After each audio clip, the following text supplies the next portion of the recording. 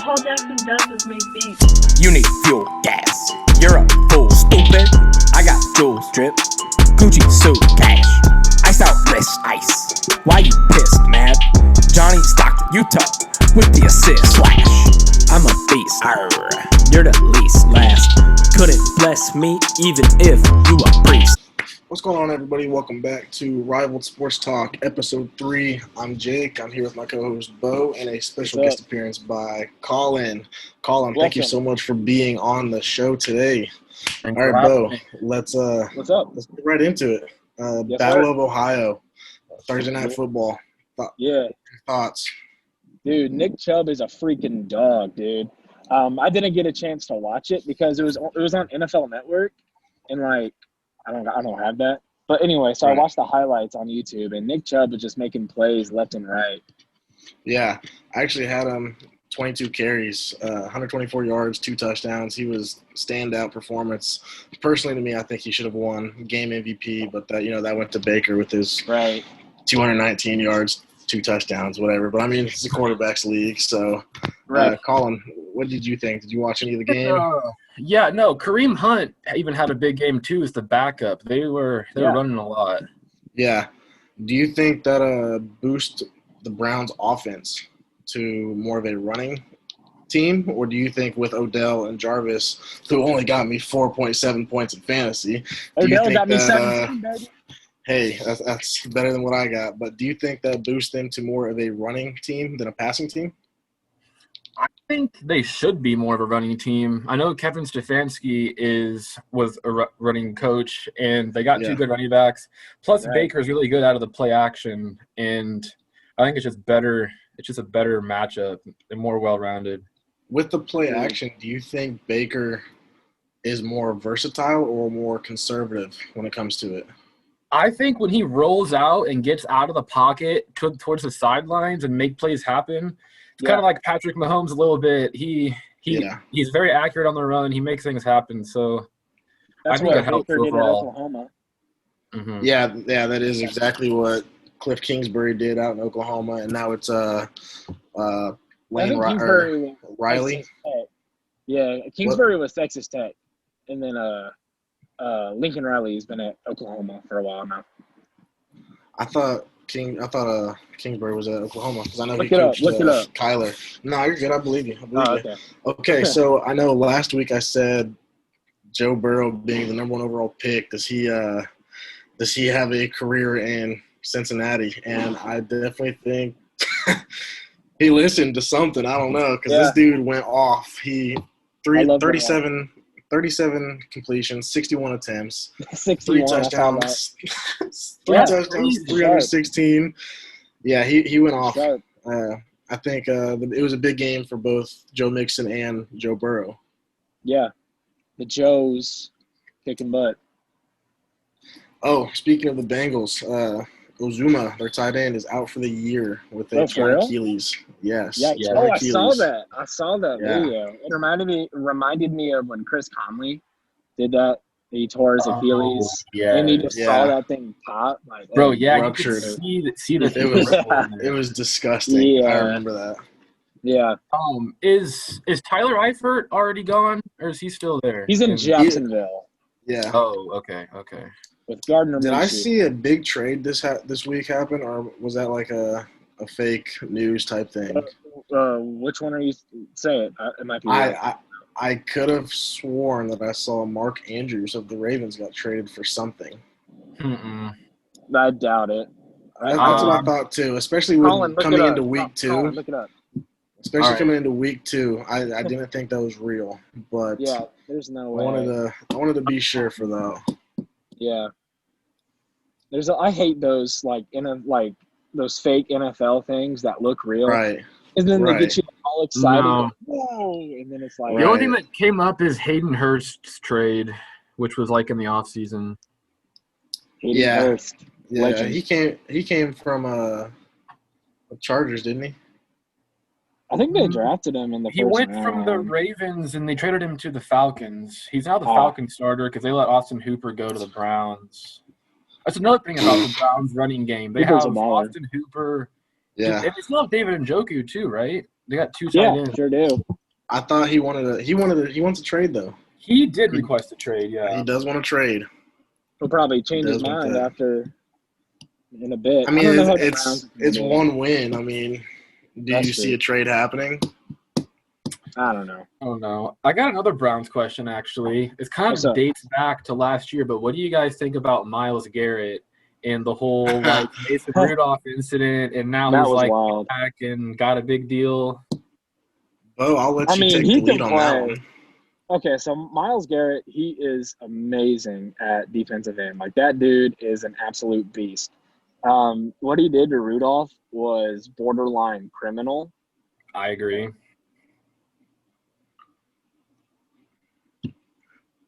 Looks like we lost over there. Yeah. Focus on being a better football player and better person. We'll rock with that. Yeah, sounds good. I definitely agree with you on that. It is borderline criminal because it is borderline assault. Right. Freaking whack but at the same time, now that they're both been in the off season and kind of let it simmer down, I actually saw that Myles Garrett wants a sit down man to man with Mason Rudolph and talk with him. Yeah. So cool. To be honest, I really hope that does happen, only because they are 2 grown men in a big boy league.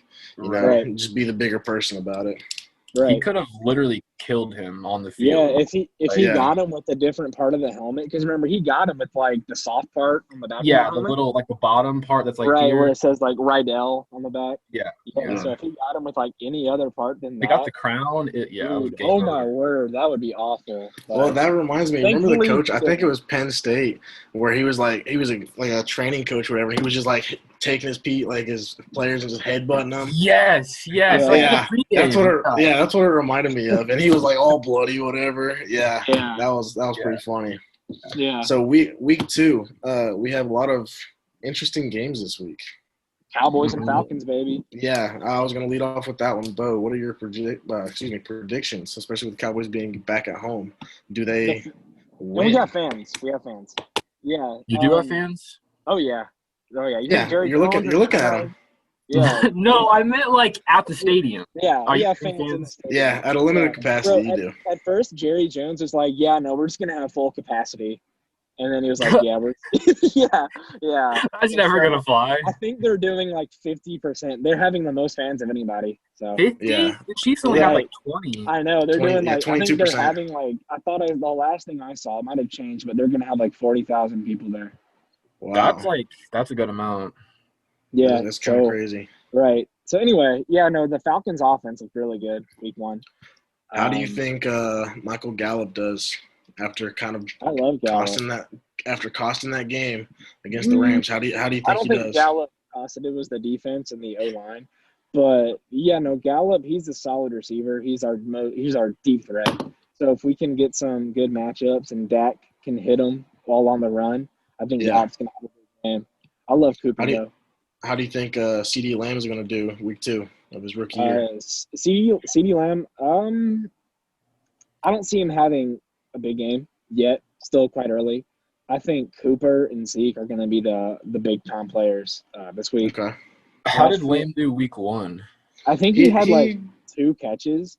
Yeah, he wasn't very solid. He didn't solidify that offense as much as we thought he would in the offseason. Especially for me. I mean, I think I drafted him in one of my fantasies. I think he had 2 points. And that's just because he caught one and ran for 4 yards. But I think CeeDee Lamb definitely needs to step up for the Cowboys offense right now. Yeah. And granted, he is a rookie. So I mean that kind of goes in play with you're not going to get a whole lot of catches if you got veterans on your team like Cooper. Gallup, who's been in the league a couple of years now. So I mean, he's a veteran style player, and, especially if you have Zeke in the backfield. Yeah. Our tight end is out for the year. Is out for the year too. Tore his ACL. He got 1 catch and tore his ACL. Hey, that's fantasy points. I know. Blake Jarwin, because we don't Witten went to yeah. So Jarwin had a big game 2 years ago. He had 3 touchdowns against the Giants week 17. So he's a baller. He can play. I mean, he's no George Kittle or Kelsey. Speaking of Kittle, George Kittle's out for week 2. Oh, he is ruled out? Yeah, he got ruled out. What did he do? I saw he was questionable. I don't remember what he did. I can actually look it up real quick. But I saw that he was questionable he was out for week 2.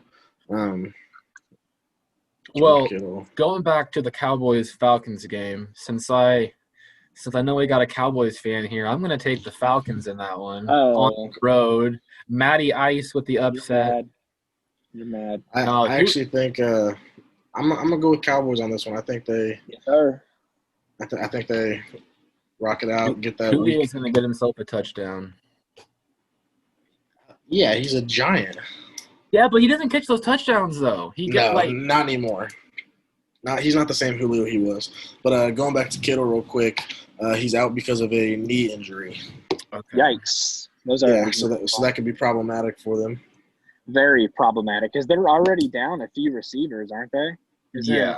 Deebo Samuel, isn't he out for the year? Yeah, he tore his MCL or something like that. Is he out for the whole year? I think so. I want to say he injured his knee. Right. So I'm gonna go with next one, Rams and Eagles. I did see the Rams extended Robert Woods for a 4-year deal. That's smart. So, Woods, he's solid. He's really good. I got Rams.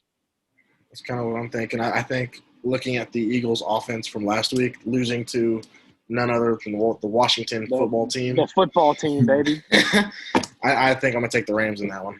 Yeah, Colin, I saw you shaking your head. What's I shook my head about what you said about Robert Woods. I didn't know that. Do you know how much he got paid? $65 million. For 4 years? For 4 years, extension. See, that's insane because they just gave they're spending their money terribly. They signed Todd Gurley and then had to trade him, and then they signed Brandon Cooks and then had to trade him. They gave a bunch of money to Jared Goff, and he's average. Right. I don't know what they're doing out there. I would not have given the money to Robert Woods, honestly. They already signed Cooper Kupp. Colin, who would you have given it to? Cooper Kupp was one, but They already did. Oh, they did? Okay. They extended him. They re-signed Ramsey too, I think, right? Yeah, I think it was a 3-year deal or something like that. I mean, I guess I'm not going to complain since I don't really have anyone else to give the money to, but not on their offense. I mean, you could go defensive too. I mean, Aaron Donald's still – I mean, I take it back. He got a new deal. He re-signed. Yeah, he re-signed. You're right. You know what? The Eagles sucked, but I'll go with the Eagles. Why not? I'll go with the Eagles. Carson Wentz. I mean, they got to be better than how they played against Washington. They had a good first half. Bro, Carson Wentz, dude, he's the most overrated quarterback in the league. That dude cannot stay healthy. He can't stay healthy. Did I just say that twice? He can't stay healthy. Well, that's how bad he can't stay healthy. And then, he used to be a really good scrambler, but now after he tore his ACL, not really. I mean, he's okay. He's not Who do you got in the game? Not God. Oh, Rams. No doubt. The Rams. Bills and Dolphins. Okay. Oh, Bills and Dolphins. Ooh, that's a fun one. Bills, bro. The Bills. Don't be surprised if they go 12-4, 11-5. I can see that. No, I'm taking the Bills as well. I'm honestly a pretty big Josh Allen fan.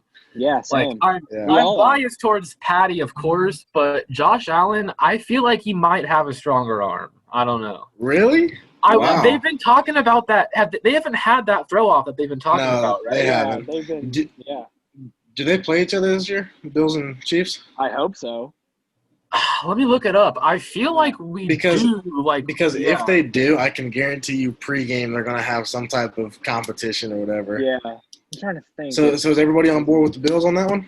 I'm taking the Bills. Another thing about Josh Allen, and he's very underrated on the ground. I think he had 9 rushing touchdowns last year. Yeah, remember the playoffs against Houston? 6'5". Yeah. Playoffs against Houston. Did you guys see in the fourth quarter his backwards fumble thing against Houston?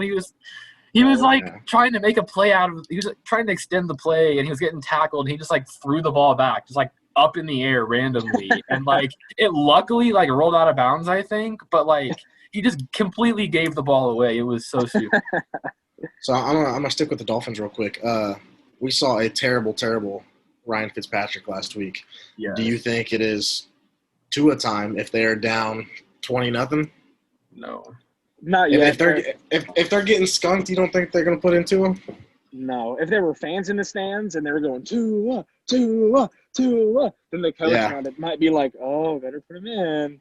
Yeah. But yeah. I think they're gonna roll with Fitzy. Like I said before, they're gonna say like we won't start Tua, and then they're gonna be like 1-7 and be like, yeah, we're gonna start Tua. Yeah. That's just usually how it goes. Just have that tank mentality again. Right. You know? Right. Bill Belichick said in a press conference this week that Russell Wilson is probably the most underrated quarterback by media, fans, and everything like that. So they actually play each other this week. How do you think that motivation for Russell Wilson plays a factor in the Patriots game? My gut reaction to that is like Bill Belichick is very smart and he knows what he's doing. And he also doesn't say comments like that publicly about a lot of players very often. Right. So, like, it makes me wonder what his motives are. Like, is he trying to get in Russell Wilson's head, or is he genuinely just, like, talking highly of him, or does he, like – is it some sort of, like, strategic game plan or something? I think it's genuine because Bill, he doesn't say much. Like, I remember in his press conference this past week, a reporter asked, like, so no fans in the stands. Have you ever experienced anything like this? And he goes, practice. That was it. Practice. Yeah. That's a classic Bill. I know. That's a classic so Bill. He doesn't say much. So, I mean, when he says something like that about an opposing player, like he talks about Lawrence Taylor all the time. He loves Lawrence Taylor. So but granted, he didn't coach him or play with him. I think he coached him in New York, did he? In the 90s when he was a defensive coordinator? I thought he went straight from Cleveland on the Giants. He was on the Giants. Yeah. Right. I think that was after Lawrence Taylor, though. Yeah, but still, he doesn't say something if he doesn't mean it. So that's right. I agree with that. So, how do you think Cam Newton does? Do you think he has a solid Week 2 performance after a solid Week 1? I'm going to ask you. What do you think? Seahawks upgraded their defense point blank. They went out and got Jamal Adams. Cam Newton is definitely a play-action type quarterback and an option quarterback. I think that the biggest thing for Cam Newton right now is to watch the defense. If he can understand the zone blitzes, man-to-man and stuff like that, I think he will have a solid game, but he cannot get too he can't get too comfortable. Mm-hmm. He can't get comfortable. So I think I'm going to take the Seahawks in that. I think the motivation from Belichick is going to fuel Russell Wilson, and he's going to have a blowout game against the Patriots. Yeah. He's going to make that Sunday night, Patriots right? defense. I think it's prime time, Mm-hmm. Yeah. He's going to make that Patriots defense look like a bunch of Sallies. Stephon Gilmore and Tyler Lockett or DK Metcalf, whoever they put on him, that's going to be a fun matchup. I think I got Stephon Gilmore getting a pick. Yeah, I mean, that dude's a baller. Yeah. Didn't he win Defensive Player of the Year last year? Last year, yeah. When was the last time you heard of a cornerback winning Defensive Player of the Year? Bro, probably Charles Woodson. Yeah, it's usually like pass rushers or right. guys like that. So yeah, I'm gonna take the Seahawks in that. Yeah. I'm gonna take the Seahawks as well. One thing I'd like to see out of the Patriots is them throw the ball a little bit more. They Cam ran 18, probably close to 20 times, and he did score twice. But if they just run it with Cam the whole time, it's going to be one dimensional. And Bill Belichick's smart enough to know that. But I'd like to see them try to pass it a little bit more. Maybe open up their game playbook. But who do you got in the game, Patriots or Seahawks? Seahawks, okay. For sure. That's a really easy one. I'm writing all this down. I'm going to take standings. Okay. Yeah, that's smart. Are we going to go through every game? Or we should do the big games? Yeah, I think we talked earlier. I think bounce back games and big games for sure. And prime time. Who plays Monday night? I want to say Saints and Raiders, I think. Yeah, you're right, because Vegas is opening it. You know what? I'm going to take the Las Vegas Raiders here. That's kind of where I'm leaning towards right now, too. I definitely think Derek Carr has something to prove this year. I'm not a fan of. Yeah, I'm not a fan of Marcus Mariota, but I do think if Derek Carr has a crappy season, I think they will give that starting job to Mariota. And I only say that because Mariota is kind of like Cam Newton, who is a pass, play action pass, option pass quarterback, but who's more of a passer. I mean, he's not really a rusher, but at the same time, he just has that vengeance of knowing the field. Right. So I think I'm gonna take the Raiders in that one. Perfect. I thought I'd be alone. I think it'll be a close game, but I think I have the Raiders winning that one. Yeah. What about you, Colin? Who are they playing? Saints and Raiders. New Orleans Saints. Saints? You guys are taking the Raiders over the Saints? Yes, sir, baby. Best believe it. I think after last week, seeing how Drew Brees didn't really have a whole lot of success. Yeah. I mean, but at the same time, it would not surprise me if the Saints win. I mean, it's the Saints, they're projected to win. But I definitely think Raiders have something to prove this year. I feel like I got to go with the Saints on that one. Okay. I think I saw something that Mariota's hurt though. Okay. I don't know if he's out for the whole year, but I'm pretty sure Mariota's hurt. I think. Well, who's their backup after Mariota? Yeah, is it Nathan Peterson? Bro, I was gonna say Nathan Peterman. I was gonna say I think it's Peterman. That'd be nice. One thing I'm gonna say: the Chiefs actually play the Bills Week 6 in Buffalo. And that's a 7:20 p.m. game, so the primetime game. Okay. We might see that throw off then. That'd be good. Week 6, we're waiting for that one. Yeah. Ravens and Texans. Ravens 1-0, Texans 0-1. Who gets the outcome in that? Baltimore Ravens. That's going to be such a fun matchup, though, because I remember watching Lamar and Deshaun play in the ACC against each other, and those games are absolutely classics. So I expect another awesome, hard-fought game, but I got the Ravens squeaking it out like 28-24, 28-27, something really close like that. I think I'm going to go with you on that one, the Ravens beating the Texans. Ravens just looked good last week against Cleveland. They looked 38-6. Yeah, they looked way too solid. I agree. The Ravens are solid. They might be up there with the Chiefs for the number 1 seed. And I think I'm taking the Ravens. I think that Lamar Jackson's honestly underrated in his passing game. Like, people talk about him being just a running back, but he can throw the ball and he's accurate. He can throw it deep. And it seems like half his games he's like 30 of 33, like barely throws any incompletions, gets like 4 or 5 touchdowns. It's kind of crazy. He led the league in passing touchdowns last year. I think some people tend to forget that. I didn't even know that, honestly. Yeah, people don't talk about it. It's like, well, look at Lamar's spin, but no one talks about his arm. He's a better passer. Yeah. He's a cheat code in Madden, that's for sure. Yeah, bro. Yeah. Lamar. And about the Texans, just real quick, Bill O'Brien is such a tool, man. Like, like he needs to give up the GM duties before he just gets run out of town. Because, like, he's an okay coach. Okay, but like his GM abilities. I don't even think he's that good as a GM, though. No, he's not good as a GM. He's okay as a coach, I think. Yeah. I mean, he's made a couple playoffs, but him as a GM is not good. Right. It's better than Adam Gase as the GM. Oh man. Okay. Oh man. Yeah. I'll give you that one. All right, same here. Washington at Arizona, both 1-0. I'll be honest. I think after Arizona beat 49ers, I think the Cardinals are gonna win this one by a lot. I don't think it'll be close. I predicted the Arizona Cardinals to make the playoffs, or like my preseason predictions, but I would like to recant that. All right. I think we lost him again. But does anyone know what position Isaiah Simmons is playing? Safety.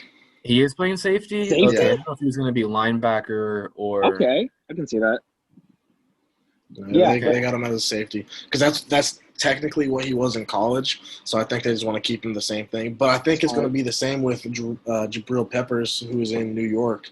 They'll play him everywhere: cornerback, safety, middle linebacker. So I think definitely with that athleticism, he'll be anywhere on the field.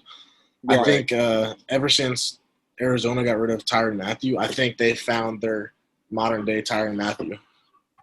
I can see that. He's honestly more versatile than Tyrann Mathieu, probably. I agree with that. Bigger. Right. He's bigger. Far bigger. So you got Arizona in that one? No, I'm going to take Arizona for sure. I think they're a threat, and I'm not scared of the Redskins. Do you guys think – No. The football team. You're right. Washington football team. Sorry, my bad. I'm going to edit that out now. It's fine. I'm kidding. Do you guys think, how big of an impact do you think DeAndre Hopkins had for Kyler Murray and the Cardinals? Huge. I think it benefited them to a lot. D-Hop had a career high in catches and yards week one. Amazing. He had a franchise record, right? Yeah. And he was 4 or 5 years in Houston, and he never got that. Right. So, I mean, granted, what's that say about Deshaun Watson? But at the same time, what's that say about Kyler Murray? Yeah. Right. And I think it's also Cliff Kingsbury is just simply better than Bill O'Brien. Oh, hands down. He knows how to use him.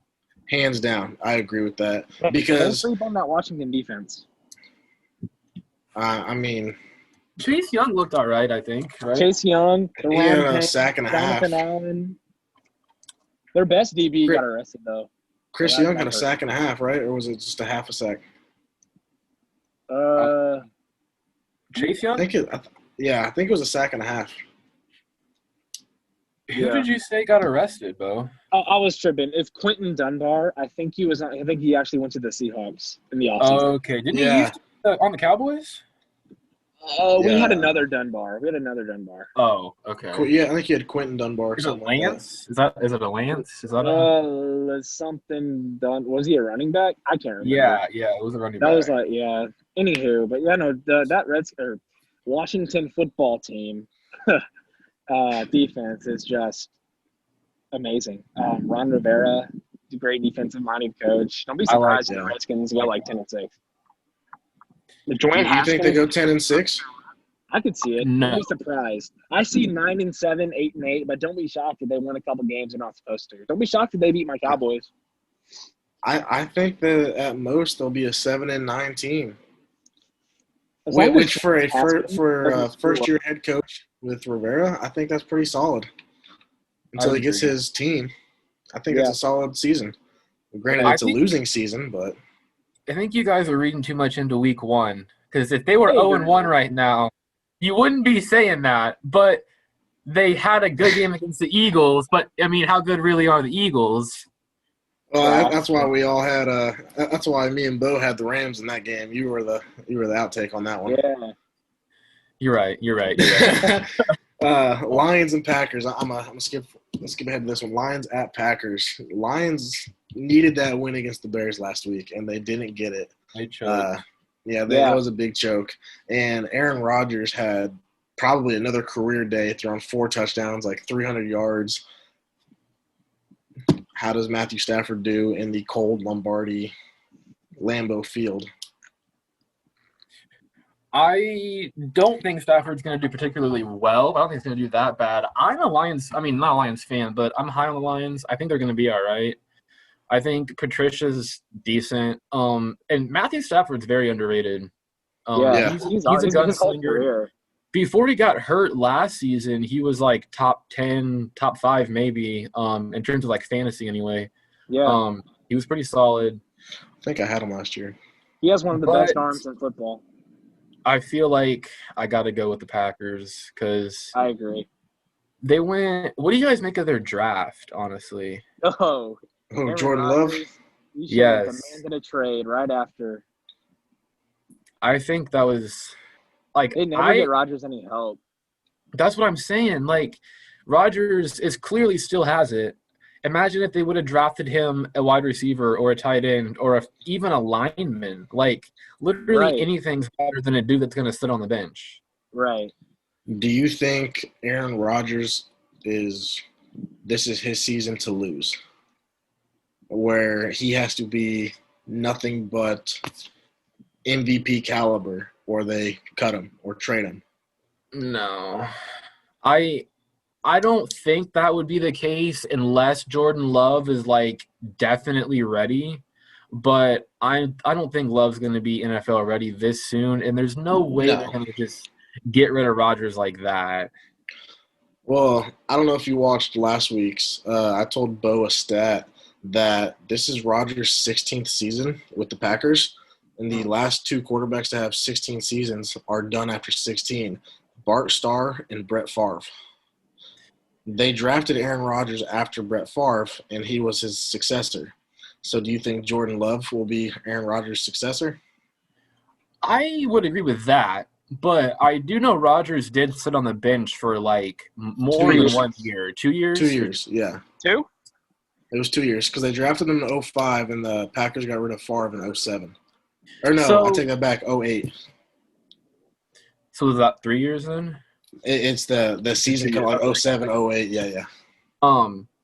I can definitely see it. I think he will be the successor. I don't know how Aaron Rodgers is really gonna – how much of a teacher he's going to be, kind of like how Alex Smith was, like, there for Patty. I don't know if Rodgers is really going to do that, but, I mean, I can't say for sure, obviously. Right, yeah, Brett Favre wasn't really there. I remember he was like, it's not in my contract to teach Aaron Rodgers how to play football or something like that. Yeah. I think at the same time, though, as a veteran in this league, you want to see good in the rookies. So, I mean, you would think that'd be Why would you train somebody to take your job, though? Like, I've never understood that. Fair point.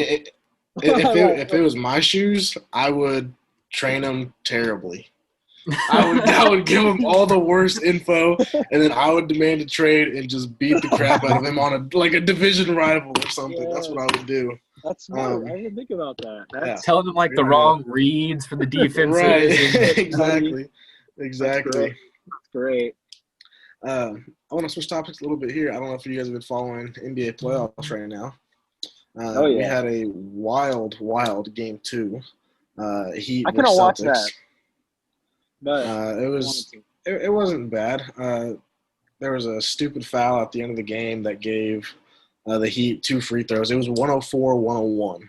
And then it was a stupid foul. Jimmy Butler hit both free throws. It was it a stupid foul, like stupid call by the ref, or was it like some dude on the Celtics? No, like had a brain. Some dude on the Celtics, brain fart. They had no fouls to give, and they had the ball too. So I think it was like it'll probably like an illegal screen or something like that. Yeah, exactly. So Heat are up 2-0 against Boston. My question is, does Miami go back to the finals? Do they run through Boston and get back to the finals? Here is a crazy stat that I saw on Instagram the other day. There have been 3 teams in NBA history that have gone 10-1 through their first 11 games in the playoffs. The first team to do it was the 95-96 Bulls. The second team to do it was the 08-09 Lakers, or 09-10, whichever one won the championship.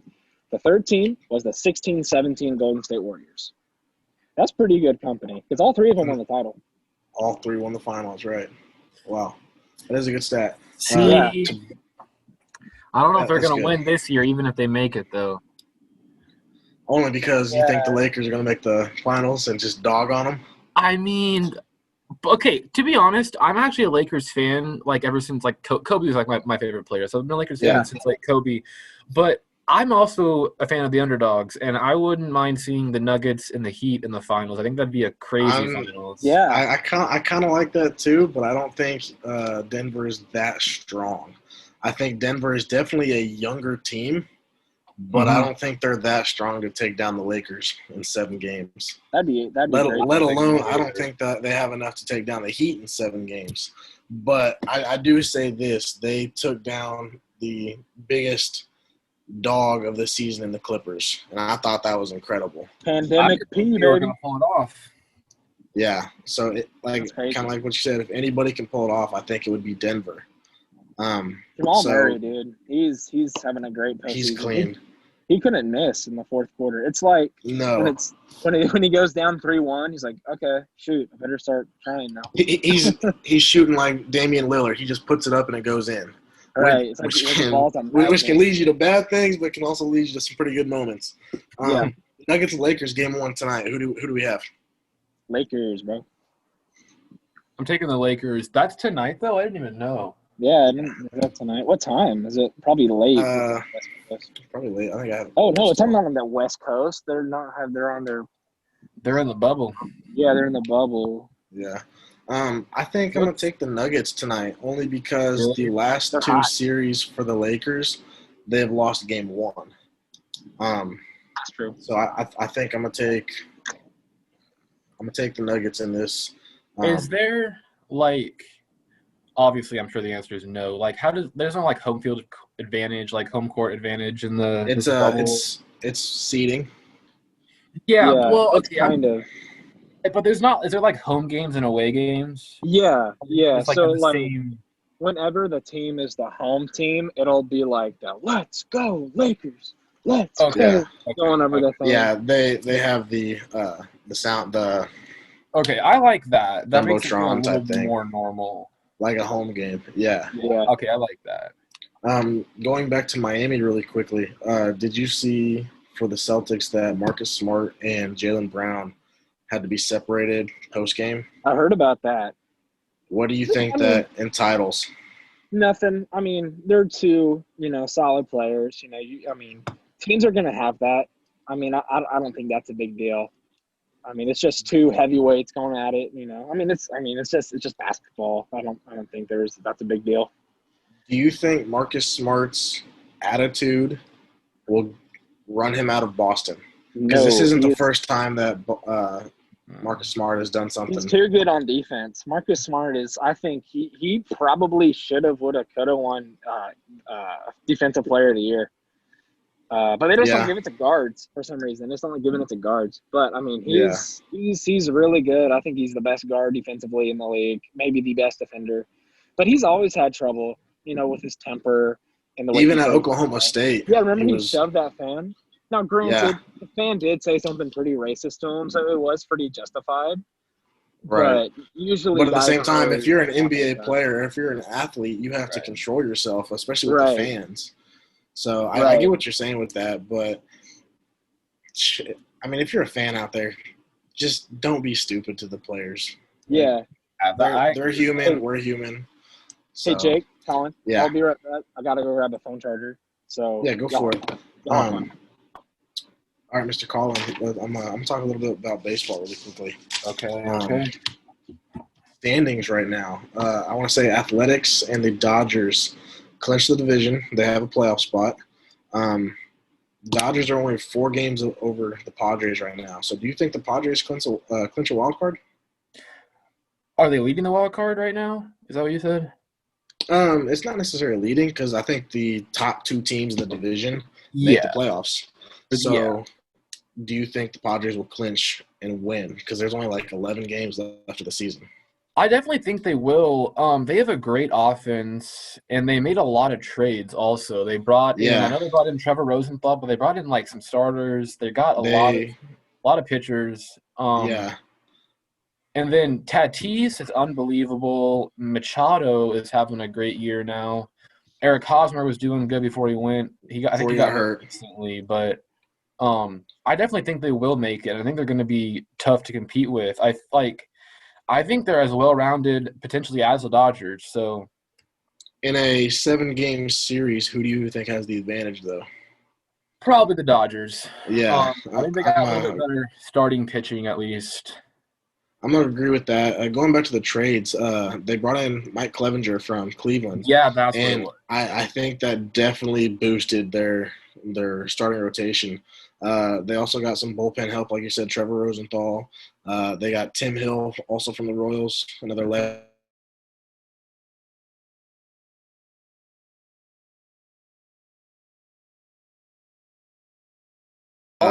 Yeah, straight up. That's cool.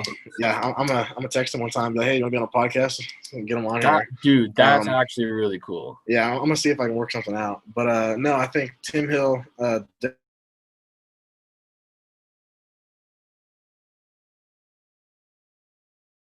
much a veteran in this league, knowing the strike zone and everything. And if I remember correctly, doesn't Tim Hill have a little bit of like he's a lefty, I know. He's kind of like a submarine type. Yeah, he is a submarine type pitcher. I mean, just having a pitcher like that's very valuable. They have to face at least 3 batters this year, right? You can't just pull them after one batter. Yeah. There's 2 ways you can be pulled from a game: face 3 batters, or if you have my cereal went off. If you finish the inning. Yeah, if you finish the inning, you can be released from the game. Okay. But I think that next pitcher has to pitch 3 batters.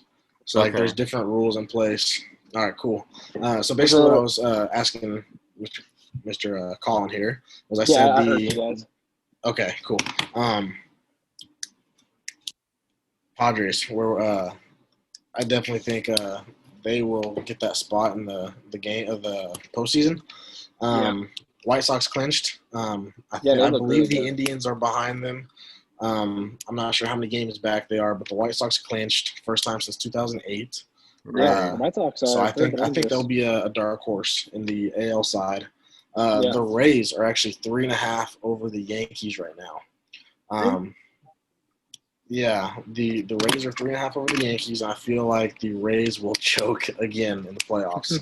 I love the Rays. I got some family in Tampa, so I try to follow them a lot. But the Yankees' offense just looks tough. They hit 5 home runs in one inning off 2 pitchers. That's the first time since like 1908 that it happened.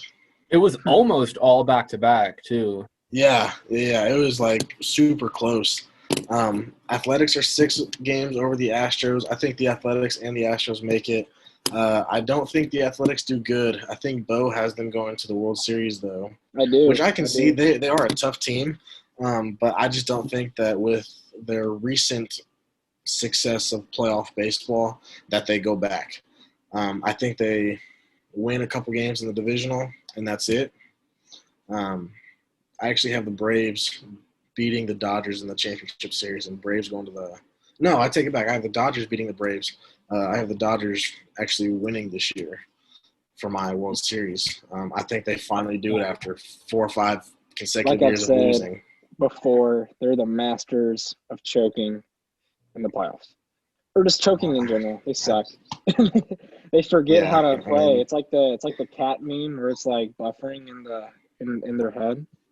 That's how it goes in the playoffs. Yeah, I definitely think 2017 wasn't initially their fault. Right. I mean, I give them credit there, but at the same time, they did lose games. Every team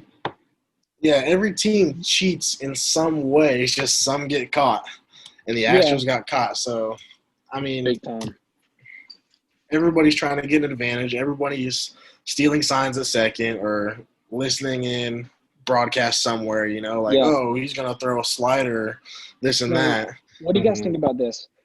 So apparently, due to the Astros cheating scandal, baseball banned players from watching the broadcast, live in the dugout. I'm losing my train of thought here. You go down to the tunnel, you make adjustments, but you can't watch tape from that game. If that makes sense. So guys, I think it's smart. And Javi Baez, they're struggling this year because they're so used to making in-game adjustments when they watch the pitcher on tape and watch their at-bats throughout the game. So you look at JD and Javi. I mean, those two really love that, but now they're not doing so hot. Colin, I'll let you take the lead on that one. Go for it. What you think? I mean, I don't know how I feel about it. I feel kind of like you said, every team does it in some way, and just some people got caught. I do agree that the Astros went a little bit overboard, especially if they really had players wearing a wire, for example. That's obviously like Altuve and that's over the line. But I think I'm for a little bit of competitive advantages, trying to find an advantage here or there. I don't know. I don't think it's that bad if every team's doing it. Another thing about this though Do you think that that's potentially why the Astros aren't as good this year is because they're not stealing signs? Oh, yeah. Or is it 100%. having a bad year? Oh, yeah. No, the 100%. Astros, I mean, they're not as good when they don't know what's coming. Look at Bregman and Springer. Springer's a free agent this year. He's going to miss out on a ton of money. They're all their the numbers this year are down. So is Christian Yelich. I definitely think. But he has nothing to do with it. Well, I mean, granted, wasn't he hurt at the beginning of the year? Because he was hurt last year towards mid-season with a hip. That's why he didn't participate in the home run derby. So I think the hip injury kind of carried over. Yeah. So he's been hurt since maybe All-Star break of last year. Yeah. I mean, and the Brewers just don't have the same team. I mean, Kane opted out. Their Keston Hiura isn't as solid as they thought they were going to be this year. Granted, he's got some great power numbers right now. Yeah. But he's just not the same Keston Hiura as he was last year. Right. Josh Hader got roughed up recently too. Yeah, I did see that. Yeah. So what do you guys think his tattoos are nice though. Yeah, they are. Yeah. But yeah, so what do you guys think about the electronic strike zone idea? I love it. What do you think, Jake? What do you think? Dude, I'm sorry. I was an umpire for a little bit. That's just part of the game. It's part of the game. No. Everybody's gonna make mistakes. As an umpire, you have. As an umpire, you have 50% who are always for you and 50% who are always against you. Doesn't matter what call you make, unless it's an obvious ground ball, step on the bag type thing. But I don't like it. Granted, I think it would help the game move faster. It would be amazing. There'd be less ejections. Guys are getting ejected at an all-time rate this year.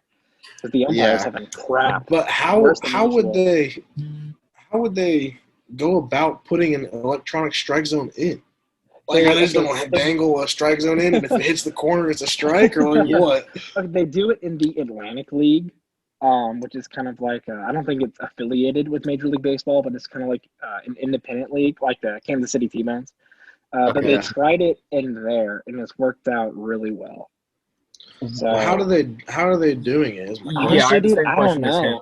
I just saw this article about it, and I saw this video, but I couldn't really tell. But Colin, let me tell you this: do you play MLB The Show, Colin? Yeah. Okay. Yeah. So the first thing I do when I buy MLB The Show, I don't play a game. I don't start franchise mode. I don't start a new road to the show. I go to settings, and I immediately make the umpire perfect because I don't want to get screwed by some stupid call in the World Series. To be fair, though, sometimes the calls benefit you, though. And then you're like, that's true. Dang, that was way outside. Hey, but that's the thing. Like, I'd rather be wrong myself than the ump be wrong for me. I agree. Yeah. I have a better eye than the ump, especially on video games, dude. I hit nukes on MLB The Show. Oh. You hit baby bombs. Going back to what Jake was saying, though, like, how do you actually implement the electronic strike zone? Like, I don't think there's physically going to be something above home plate. I think it's just going to be like a camera. I feel like it's going to be similar to like a camera broadcast like we watch on TV from like a pitcher's perspective, and you can just like kind of see like imagine if you're just like looking over the pitcher's shoulder kind of, and like you could just like see home plate ahead of you.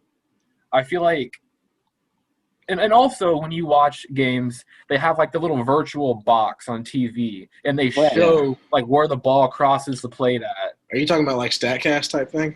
Yes, but not for home runs though. Not like right. So do you think that they would implement the StatCast of like the 3D box of the strike zone? But how would they know that in real time? Like, are they going to be looking at a monitor and be like, "Oh, that was a strike, I'm out"? You know? I don't know. You get what I'm saying though? Like, you can't implement that in real time without a regular behind the catcher.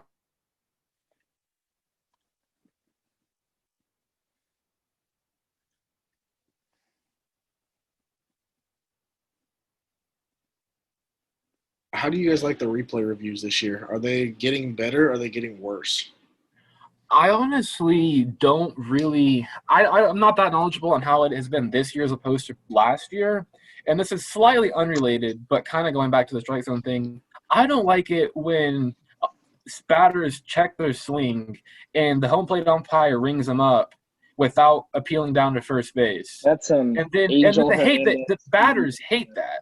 Yeah. Well, okay, so do you want to know the rule behind that? Is there a rule? Yes. If the batter had the intention to swing, the home plate umpire can ring him up right there. I'm serious. What is that? The intention? I'm serious. Yeah, that's like the actual rule when it comes to check swinging. Like, not like crossing the plane or any of that. It's like, did the batter to strike the baseball? Right. Which, I mean, you could make the case, like, when you check swing, you're not trying to hit the ball. So I guess every time you check swing, you should be. Right. I feel like it should just be, like, cross the plane. Right. I agree. I think. Which should be an appeal down to either first or third. Right. Right. I think on every check swing should be an appeal, regardless. I would agree with that. I love seeing Miguel Cabrera do it when he points to the first base umpire, and he's like, "You tell me, I dare you to ring me up." Yeah. He gets so mad. He gets so mad. Cabrera. He's one of the best players. So, kind of going back to the strike zone thing, I feel like you can see the strike zone better from like the pitcher's point of view as opposed to like being an umpire behind the catcher. Like, it's hard if you're behind the catcher, it's harder to tell if it's high, low, outside, inside. I mean, I feel like if they are going to do some sort of electronic strike zone, they should like change the angle, I guess, if that makes sense. Like second base umpire call strikes. Yeah, I just mean like it's easier. Like, for example, if I'm a base runner standing out at second base, I can see if the ball's in the strike zone or not. But, like, the umpire sometimes can't just because, like, it's a breaking ball in the dirt, whatever, things like that. So, like, I feel like they need to have the strike zone coming from, like, the pitcher's perspective. It's hard to explain, but, like. I get what you're saying. I mean, Joe West always calls the game from out in left field, so, I mean. True. Joe West is a legend, though. Joe West is a legend. But I just can't stand freaking Angel Hernandez. Oh, don't get me started on him. Man. He is the worst. And he has such a short fuse. That's one thing I hate about umpires, especially this year. It's just like you say a word to him, you're gone. Yeah. Well, speaking of that, did you see Josh Donaldson get ejected the other day? Yeah. Actually, get out of here. These umpires and the umpire. Like, okay, so Josh didn't even say, like, a word to the umpire, really. And then then the umpire, like, threw him out and said, "Get the F out of here, Josh." But, like, once he was running home, he didn't talk to the umpire. Yeah. The pitch, I think it was the pitch before he hit the home run. It was a called strike that was, like below his knees. Yeah. And he didn't like the call. And then you could hear him chirping because there's no fans. You can hear everything. And then he hits a moonshot and then comes back and just kicks dirt on the plate. I mean, shoot, I would do the same thing. Umpire pissed me off, what's so bad about that? What's so bad about that? Because you're theoretically you're calling the umpire blind. He can't see the plate, so you shove dirt on him. The umpires, I don't get why there's no penalty for umpires making bad calls and then ejecting players when they're mad about the bad call that they just made. Yeah, it's always bugging me about sports. I like how referees and umpires. It's like there's no accountability at all. Like, they can be total crap at their job and not get fired. Like Angel Hernandez, I saw somewhere that the only reason he is still an umpire for Major League is because they have to meet some sort of quota for diversity, and they can't fire him because he is Latino. Oh, now, I don't know how real that is. I don't know how real. Like I'm not saying that's a fact, but I saw it somewhere, just like on a post. I didn't really look that far into it, but it wouldn't shock me if that's the reasoning why. I'll be honest, that is an absolute terrible quota if that is true. That's awful. That's awful. Right. Yeah. Wow. But also, he sued Major League Baseball a couple years ago for racial discrimination for not letting him umpire playoff games. Yeah, I saw that. Maybe the guy's not good. Yeah, I know. Right, you know, like you would think. Red Sox and Yankees a few years ago when he missed 3 calls in a row. In a row. Yeah. When he was the first base umpire, they challenged 3 times. Dude, Angel Hernandez is the worst, and he ejects people so fast. Umpires are so sensitive. Like, if you can't take Angel the heat. Hernandez is very sensitive. Yeah. Can't take the heat. Stay out the kitchen. That's right. Well, I think we're down to the last 5 minutes here. I got one thing to add real quick. I feel like there could be some unintended consequences of an electronic strike zone. For example, like relying on technology, or like what if something were to falter or like just stop working in the middle of the game. Right. So I guess you kind of confer with both managers, and if they're like, if they agree to have like the first base or second base umpire come in and call. Strikes, so is there still going to be umpires then, just not a home plate umpire? Or yeah, I think so. Yeah, first base. So would they implement more? So like how they do it in the postseason, they have umpires down the foul lines. Yeah, so stupid. Why do they do that? I've never understood. Well, I mean, because if you're at first or third, why would you're right at the bag. If you have umpires who are further out, they can see what happens in the outfield. So I understand it. I think it's a smart thing to do. But without them being a home plate umpire, do you think they add umpires down the foul lines for like regular season games? Yeah, for regular season. I want to say probably not. Unless like umpires create an uproar about like losing jobs or something, and then so the MLB gives them another position to go fill. Yeah, I can see that. Shoot, they can send them down to AAA. There's tons of games. Right. For now, until Manfred destroys minor league baseball and major league baseball while he's at it. With the 16-team playoff? Are you kidding me? Yeah, that's a little absurd. Yeah, I don't like that. I really hope it's just a 1-year thing. I just hope it wasn't even this year. No, they're talking about going to 14 next year. Like, why? Really? Why would you go to 14 playoff teams? What's it at normally, like 12 then? 10, because you have 3 division winners, 2 wild cards that battle it out. I love it how you reward the division winner without having to play in that darn wild card game. Yeah. Because division winners, you deserve it. Congratulations, you won your division, boom. I mean, if you're a wild card, you should have won your division, but we'll give you another shot. But when you have 14 teams, because they're going to do 3-game series, with like the 14 teams and the first 2 will get a bye or something weird like that. But the thing is, like, if you're kicking butt for 162 games and then you get bounced in a 3-game series, like, wouldn't that just be awful? I don't think you can really tell who the better team is, especially in October with only 3 games. Well, go for it. You can go ahead. All I was going to say was, like, imagine the 1-game playoff, which is like even less than that's cool though, 3 games. Because it's 2 teams that didn't win their division. With this thing, you're going to have teams that won their division playing against wild card teams that didn't win their division. Okay. You'll have the second place teams. Is it for this year? Because I'm talking about the 14 teams next year. But okay. I get what you're saying. I get what you're saying. I'm not a fan of it only because I'm traditional. Yeah. I like how it's normally a 10-game or a 10-team playoff, and they battle it out. Yeah. And that's been what it is for years. Yeah. It's always before 9/11, and that was 22 years ago. It used to just be 22? like 21. Way back in the day, you just be like 2. You have the best team in the AL, best team in the NL. And then they added 2 more. They added the second place team, and then they added the NLDS, and then they added a wild card. All it is just money. The more playoff games you get, the more money you get. And, that's kind of what bugs me about American sports is that it's just a business. But if you watch, like, international soccer, like Premier League and all that stuff, their main goal is not necessarily to make money, but it's to deliver awesome, entertaining soccer. Shoot. What awesome entertainment have we had this year? That was a sarcastic question. That was a sarcastic question there, Bo. I'm trying to think of like a movie that came out that was pretty good. There's been no movies to come out. The theaters aren't open. I saw Frozen. I've heard Tenet's pretty good. just came out. Tenet? Tenet. I heard that's pretty good. Out. Okay. All right, we should probably wrap this up since now we're talking about movies. All right, well, everybody, this is episode 3 of Rival Sports Talk. We've had a great conversation.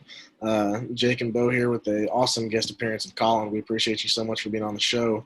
We'll definitely have you back on to talk more about this electronic strike zone. We'll talk more about this electronic strike zone as we get some more information about that and just reading tweets and catching up everything. But everybody stay safe. Love your neighbors. Love yourself. Thank you so much for listening.